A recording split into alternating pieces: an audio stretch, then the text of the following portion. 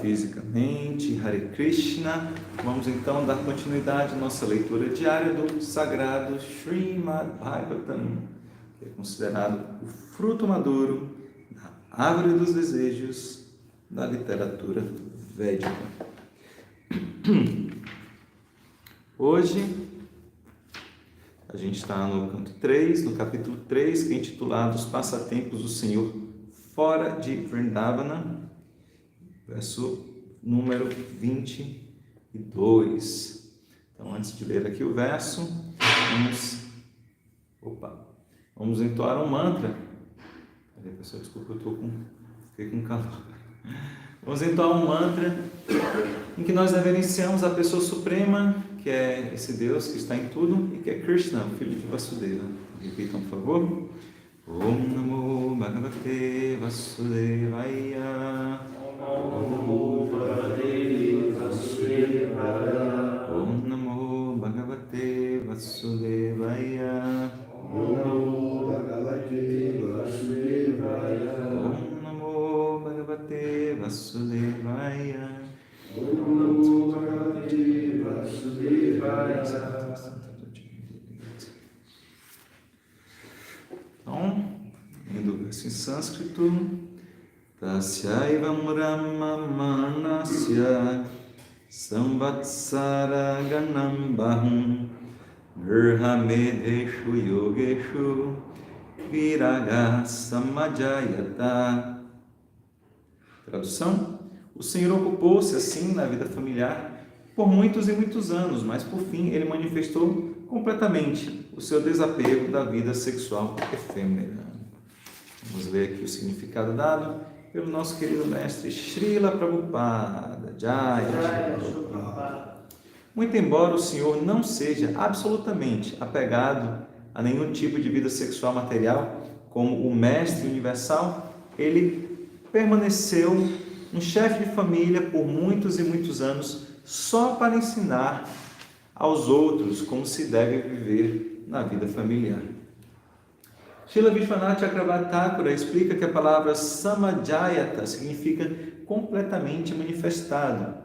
Em todas as suas atividades, enquanto esteve presente na Terra, o Senhor manifestou o desapego. Este desapego foi manifestado completamente quando ele quis ensinar, pelo exemplo, que não devemos nos manter apegados à vida familiar por toda a nossa vida. Na verdade, devemos ir naturalmente desenvolvendo o desapego.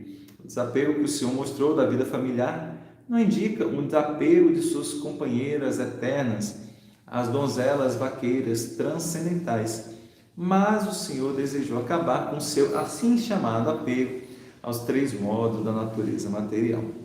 Ele não pode de forma alguma se desapegar do serviço de suas companheiras transcendentais como Rukmini e outras deusas da fortuna, como se descreve no Brahma Samhita, capítulo 5, verso 29. Lakshmi Sahasrashata Sambrahma Sevyamanam.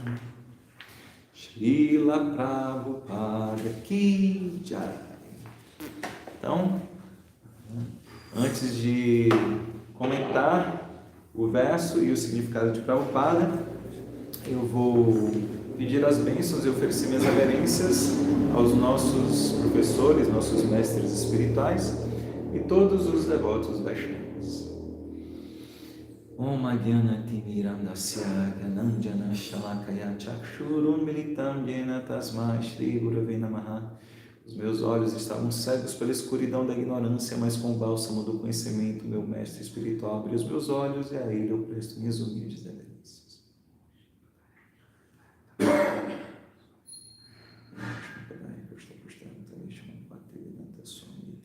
Vanchakalpatarubhyascha Kirpasindhuvyaivaccha Patitanam Pavanebhyo Vaishnavebhyo Namo Namah.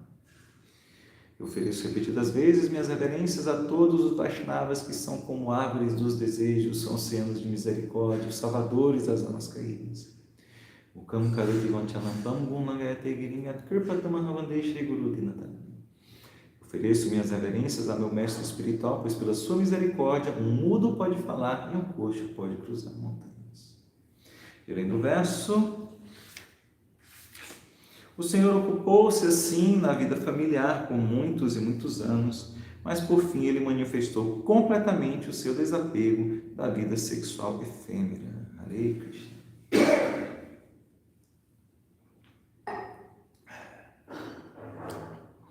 Então aqui está sendo lembrado a vida de Krishna nos últimos versos,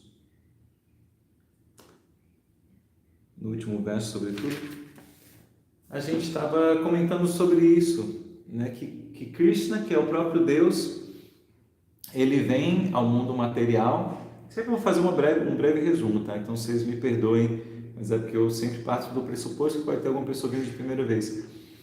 Então, Krishna é o próprio Deus, ele vem para o mundo material, como ele fala na Bhagavad Gita, para restabelecer a religiosidade, para proteger os seus devotos e para retirar aqueles que estão causando essa irreligiosidade.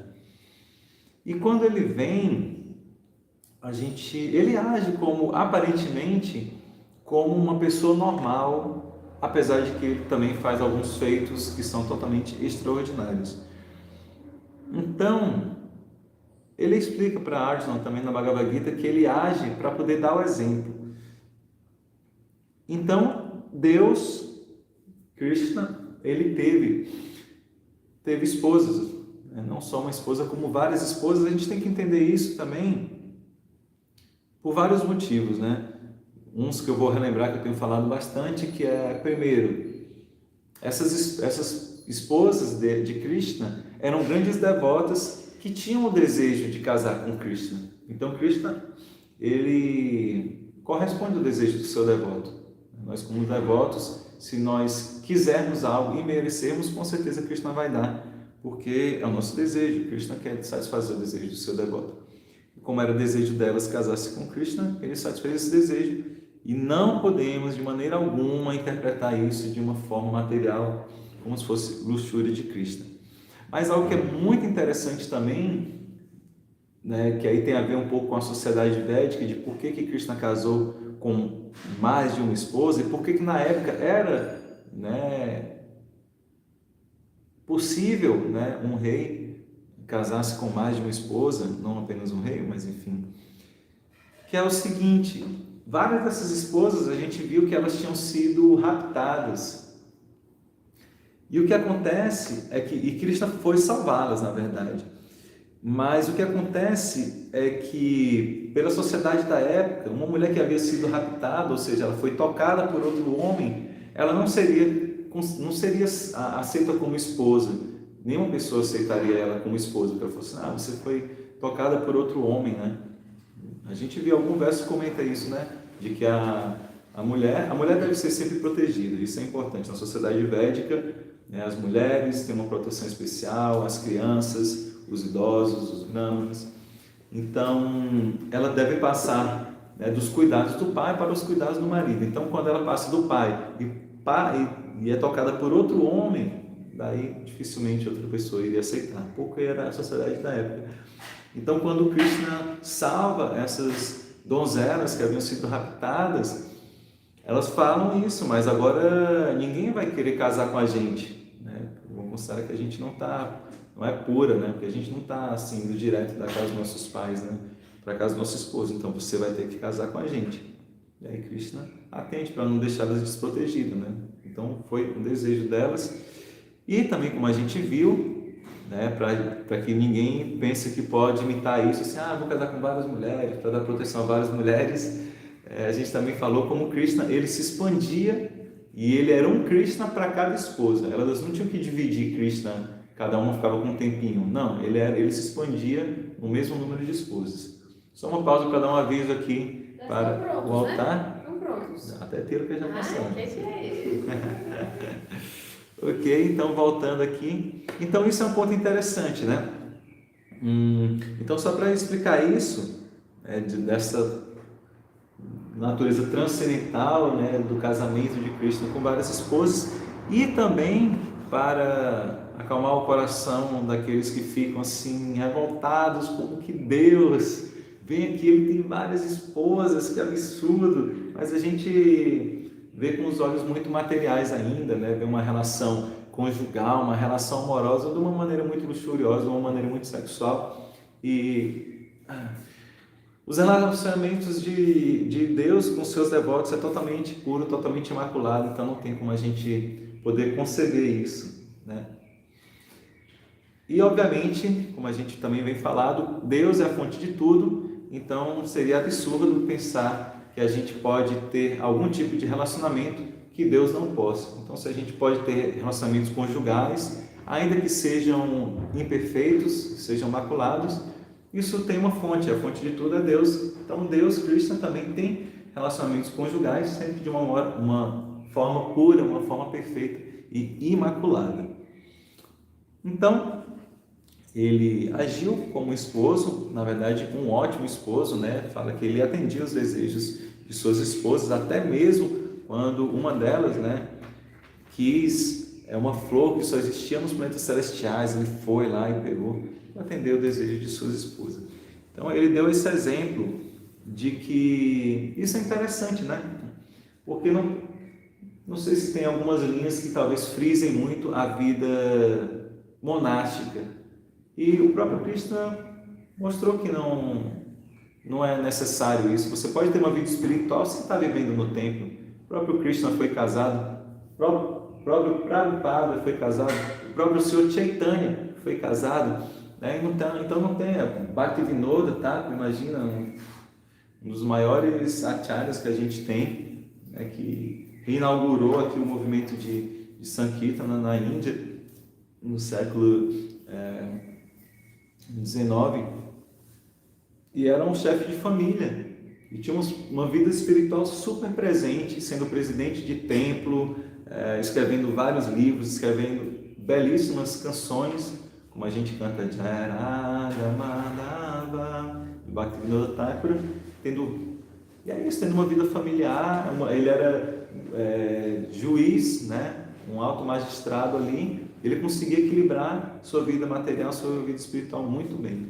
Então o próprio Cristo deu exemplo disso. Não precisa, eu vou largar minha família, eu vou morar no templo, eu vou largar o emprego, eu vou largar os estudos. Não. Algumas pessoas têm essa natureza. É por isso que a gente tem os 4 varnas e os 4 ashramas. Os ashramas são os momentos da vida espiritual, e aí cada pessoa pode estar inserida em um momento ou outro. A gente tem o ashrama de Brahmachari, que é a fase do estudante celibatário, em que a pessoa está totalmente envolvida nas atividades do templo, na vida espiritual, sem relação com a parte material de dinheiro e sem relação, obviamente, com a parte do sexo oposto, né? Do sexo que lhe atrai. Então, essa é a vida de Brahmachari, de estudante celibatário. Daí, quem quer pode ter a vida de Grihastha, que Krishna ele foi Brahmachari, passou pela vida de Grihastha, essa vida de um chefe de família. Você casa, você pode ter filho, você tem essa permissão de agir com a energia do dinheiro, né? A energia de Lakshmi Devi, mas de uma maneira consciente, né? Sempre entendendo que tudo é de Krishna. Mas é ideal, e a Prabhupada mostrou isso também, que chegue um momento em que os filhos estão crescidos, né? E aí o casal pode se retirar para focar mais na vida espiritual, porém celibatários, né? Porém sem atividade sexual. O casal pode ir juntos, né? Trilhar esse caminho. Agora que os filhos já estão crescidos, o casal não precisa ficar cuidando dos filhos, né? Ou se a esposa não for, ou o esposo não for favorável à vida espiritual, um dos dois pode trilhar o caminho sozinho, como um Prabhupada, né? Infelizmente a sua esposa não era favorável à vida espiritual. Então, quando os filhos de Prabhupada crescem, ele sozinho vai trilhar essa vida espiritual. É importante que haja esse momento, e no último momento vem a fase de sannyasa. Tem essa fase de retirada e depois a fase de sannyasa, que é a fase de renunciado, que você vive realmente completamente ali para a vida espiritual, e sobretudo na nossa escola, né, trazido por Srila Prabhupada, é uma fase de pregação. Sua vida está totalmente voltada em você dar Krishna para os outros, a vida de sannyasa. Aqueles que não adotam essa vida de casado, né, pode passar de brahmacharya, pode ficar brahmacharya a vida inteira também, ou alguns brahmacharyas podem aceitar a ordem de vida renunciada sannyasi, como foi o caso do mestre de Prabhupada, Srila Bhaktisiddhanta Sarasvati Thakur. Ele foi um Naistika Brahmachari, ou seja, ele foi um Brahmachari que nunca teve relação sexual na vida dele e depois ele assumiu sannyasi, né? Então, tendo esse voto aí de pregação. Então, o próprio Krishna dá esse exemplo, né, de que tem um momento que a própria vida familiar, bem, primeiro, a vida familiar ela é permitida, mas sempre em consciência de Krishna, né? Não adianta nada qualquer uma das fases dessa vida sem consciência de Krishna, né? Um estudante solteiro sem consciência de Krishna, não sei o que ele vai fazer da vida, né? Provavelmente não vai seguir o voto do celibato, mas ainda que siga, sem Krishna fica uma coisa assim, sabe? Pessoa só solteira ali, estudando, para depois formar, para depois trabalhar, depois constituir uma família e ganhar dinheiro. E as pessoas às vezes seguem esse roteiro sem nunca se perguntar se realmente é isso que elas querem ou não e vão no automático, né? Ou uma vida de casado também, sem ter Krishna no centro, é como o Prabhupada fala, a pessoa passa o dia inteiro trabalhando e à noite, assim, atividades frívolas, dormindo, fazendo sexo, né? Sem nenhuma consciência de Krishna. Na fase retirada, que é a fase da aposentadoria, que é a fase, sobretudo, em todas essas fases a gente deve buscar autorrealização, mas sobretudo quando a gente está na fase retirada, a gente está mais próximo, pelo menos estatisticamente, talvez mais próximos de abandonar esse corpo, que a gente deveria buscar essa vida espiritual. Aí as pessoas estão perdendo tempo, assim, nas praças, lendo jornal, fazendo charadas, nem sei se existe isso, nem sei se existe jornal impresso ainda, mas na minha época tinha aqueles caça-palavras, aqueles negócios que você vai achando as palavras, né? E a pessoa perde tempo com isso, jogando baralho ali, né?